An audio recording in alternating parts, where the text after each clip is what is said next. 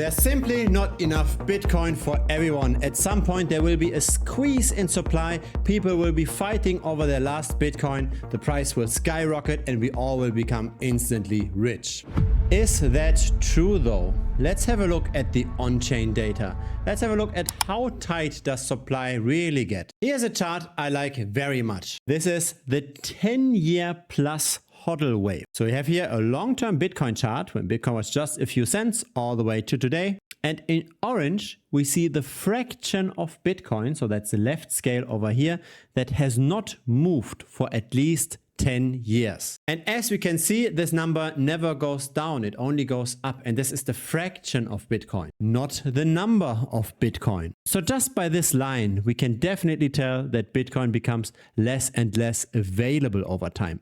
I believe that most of this Bitcoin is probably lost. If you own Bitcoin, if you hold it over the very long term, at least you'd still sometimes move it, right? Every few years to check out if everything is still fine, if everything works. Not even touching a single Bitcoin for 10 years is, I think, an indication that that's lost. Now, how fast is this going up? First, it was very fast, then it slowed down somewhat. Let's maybe take this rate since here. So in March, April of 2021, 3 years ago, we were at 11%. Now we are at 16%. So that's 5 percentage points in 3 years or 1.66 percentage points per annum. Now that's interestingly close to the mined Bitcoin per year right now, because the Bitcoin inflation is at 1.74. So one might argue that Bitcoin supply isn't actually net expanding, because at the same rate as it's being mined, it's also getting lost. So after the halving, we will have a net shrinking available supply. Now here's a slightly different chart. This chart goes down sometimes,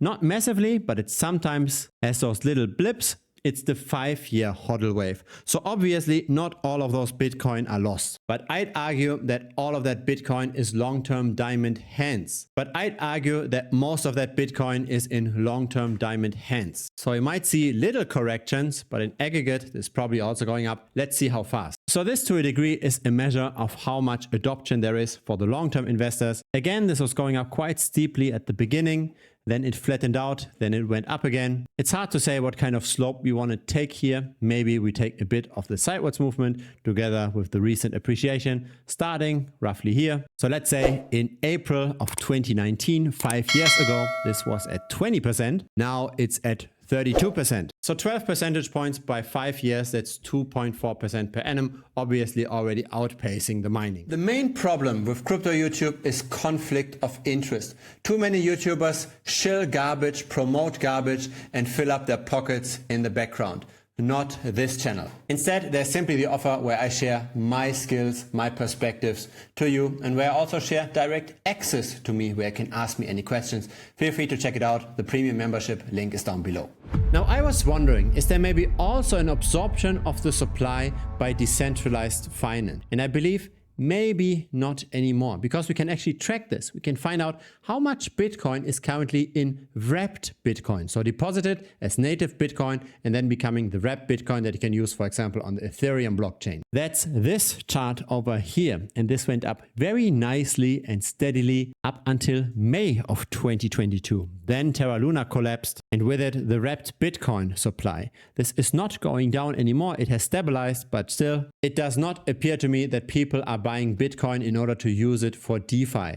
That is pretty much a done thing. So we have 156,000 Bitcoin in wrapped BTC, and we have roughly 5 times that amount now in the ETFs. So this is obviously continuing to go up. Now, how fast? If we take the last 2 weeks as an indication, and we believe that this accumulation will continue, and this chart is denominated in Bitcoin, then the current supply absorption is 6.5% roughly. So 2.4% go to the long-term holders and to the lost Bitcoin.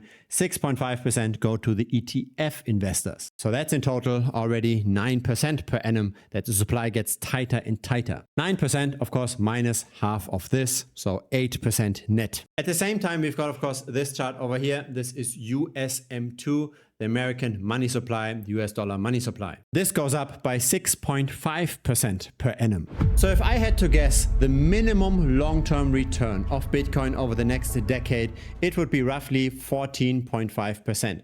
Right? It's the 8% supply absorption, it's a 6.5% money expansion, that together is 14.5%. Now the reason why I say this is the minimum return is because we have obviously a leverage effect, right? If you invest $100 into Bitcoin, the market cap of Bitcoin doesn't just go up by $100, it goes up by a multiple of that because of the illiquid Bitcoin. Most Bitcoin doesn't move. So the way to think about this is, let's say you've got a street of 100 houses and now 3 of those houses have to be sold, maybe in an auction because the family's got in a crisis. Every house is normally worth, say, $1 million. So the street normally would be worth $100 million, the property on that street. Now those 3 families have to sell their houses for only $500,000. People think maybe those houses aren't that valuable. The recent prices is always how you determine market cap. So the market cap of the houses on that street go from 100 million to 50 million. This is pretty much how Bitcoin works as well. You only have to move 3 houses or 3 Bitcoin and the market cap changes massively. It goes both to the upside, but also to the downside. So this 14.5% is the absolute minimum in case there was no such leverage effect, but obviously there is. So it's probably 2, 3, maybe 4 times of that. Who knows? If it's your first time here, feel free to subscribe. I publish videos regularly. A like would be very much appreciated as well. It helps the channel grow. If you've got Telegram, feel free to join. Links are down below.